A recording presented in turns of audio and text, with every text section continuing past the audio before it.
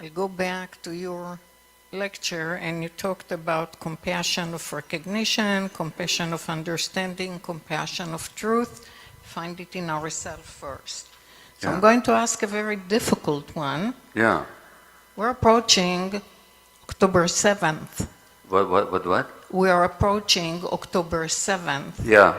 When the horrible massacre happened in Israel. Yeah.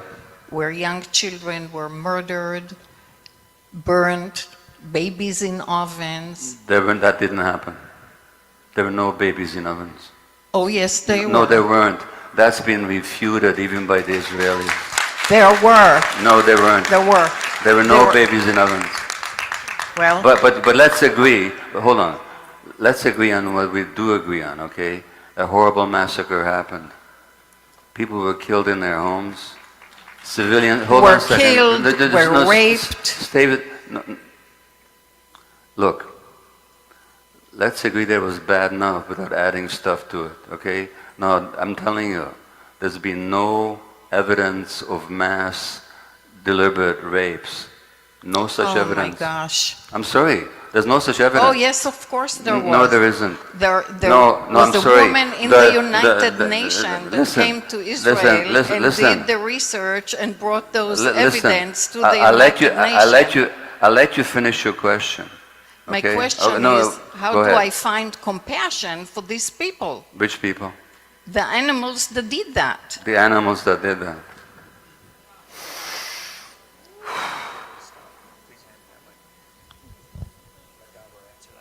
I get your point of view, okay? In your point of view, everything you read actually happened the way you've read it. Hold on a second. I'm telling you what I understand your point of view to is. There was mass rapes, children beheaded, put into ovens, so on. Okay, now, objectively, I'm telling you, I looked at all the evidence I could. There were horrible massacres. Let's agree on that, okay? There were hostages, including young children and elderly people, civilians that should never have been captured, that were taken into captivity. Let's agree on that, okay? On the specific issues of babies in ovens and mass rapes, you and I are not going to agree, because I looked at evidence that you haven't looked at. But hold on a second. Let's just agree on what we do agree on, okay? And then let's take your question. How do we have compassion for these animals? Well, I'm not going to get into a big political rant here, but I'll tell you what I think very quickly, okay? If I saw the world from the perspective that you see the world from, I would 100% agree with you. But that's not how I see the world. That's not how I see the world. Number one. Number two, I've been to Palestine. 2.5 years ago, I went there to work with Palestinian women who've been tortured in Israeli jails, which has been documented by Israeli Physicians for Human Rights, by B'Tselem, the Israeli human rights organization, by United Nations and others. Nobody ever talks about the thousands of Palestinians. Did you know that 2 Palestinian doctors were tortured to death recently by Israel? Doctors tortured to death. Now my question to you is, and I'm not going to go into the history, this is not the place for it, but I have a different view of the history. I used to see it the way you do. I don't anymore. I'm not gonna go into how I do see the history, because this is not the. Just let me finish. Honest to God, I'll give you the last word. I promise you. I do promise to give it. Okay. History did not begin on October the 7th. And here's what I know. Most of my fellow Jews, now in Canada, you know, I mentioned the residential schools. In Canada, 4 years ago, there was a poll, a national poll. Now, thousands of children died in those schools. People were tortured, raped, all kinds of stuff. Not even controversial. There was a poll in Canada. 70% of Canadians 4 years ago said they knew nothing or little about the residential schools. 70% of Canadians knew nothing or little about the residential schools. So what happened to indigenous people? If you do a poll in the United States based on all the Hollywood movies that people have seen, until very few years ago and even now, most people will know nothing about what happened to the indigenous people here. Nothing. The genocide, the torture, the rape, the starvation. They know nothing about it. And in some states in the United States, it's illegal to even to teach it in the schools. Now, do you think the average Jew knows anything about the indigenous people of Palestine? No, just a second. So, these animals that you talk about, you know, the first massacre of Palestinians in Gaza didn't happen last year. Didn't even happen 4 or 5 years ago when they killed hundreds of children with their bombs. It happened in 1956. But just let me just a second. In 1956, they massacred 200 civilians. Do you know about it? Do you know about it? You've never heard of it. Of course you haven't heard of it. That's why you can call them animals. Otherwise, you'd see them like human beings like the rest of us. Anyway, I'm done. Go ahead. Yeah. So human beings can murder and rape and maim and cut breasts of women, that's okay? No, it's not okay. Well, that's the message you're giving. Did I say it was okay? That's the message you're giving. That's the claps Okay, I'm hearing. how many of you heard me say that it's okay to rape and kill people? Raise your hands.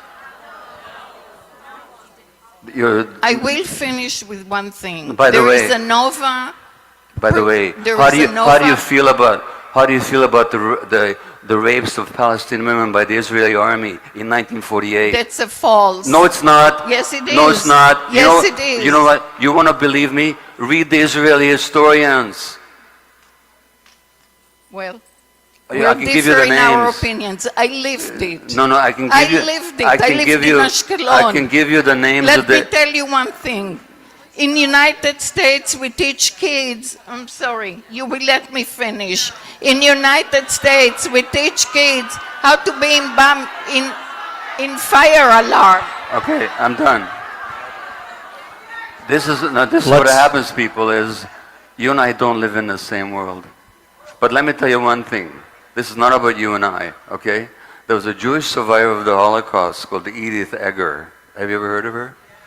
Okay, she's a therapist here in California. She was on the same train to Auschwitz as my grandparents. Okay, okay, I'm telling you something now, okay? I'm not debating with you anymore. You and I don't live in the same world. We don't. You're a good person, good heart. We don't live in the same world. Just let me finish. Edith was on the same train to Auschwitz as my grandparents. Her parents were on the same train. My grandparents didn't survive. Her parents didn't survive either. She did. And at some point in her book called The Choice, which is worth reading, she goes back to Berghof, I think, which is Hitler's lair in the Bavarian Alps. And she goes back there to forgive Hitler. Okay? And she says, not because it's okay what Hitler did, but because I didn't want to keep him imprisoned in my heart anymore.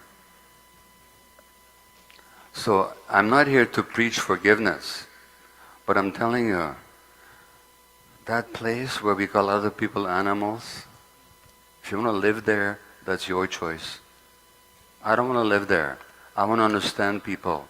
I want to understand what happened to them. I want to know why they behaved the way they behaved. I'm not into justifying taking civilian hostages. I said that was unjustifiable. Why you didn't hear me, I don't know. I said there were massacres that shouldn't have happened. Why you didn't hear me, I don't know. You know why you didn't hear me? Because you live in a bubble, that's why. Anyway. All right. Other questions? Over here, Gabor. Anybody, by the way, wants to know about my visit to the occupied territories, there's a film online you can watch called Where the Olive Trees Weep. Watch it. Gabor. Over here. Gabor, I'm over here, over on this side. So where are we? Yeah. I'm here. Hi, Amy. Hi. Being a healer. Let me just say, this is difficult. This is really difficult. It's difficult because this debate has been going on in the Jewish community for over 100 years now. Not that you know that, but it has been going on for 100 years. It's going on especially right now. And you can see how, whether I'm right, whether my friend here is right, whether neither of us are right, just how big the feelings are. And it's even for people of goodwill like you and I.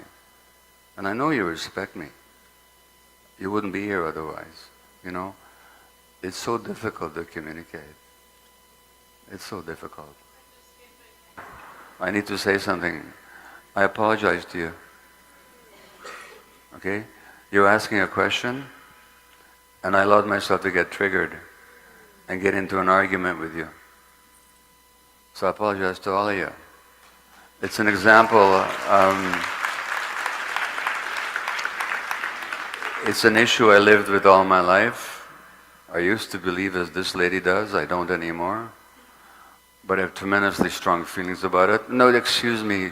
Let me just talk now. Okay, now. All I'm saying is the proper response to your question would have been, I understand where you're coming from, but this is not the place for me to address that issue. That's what I should have said. Okay?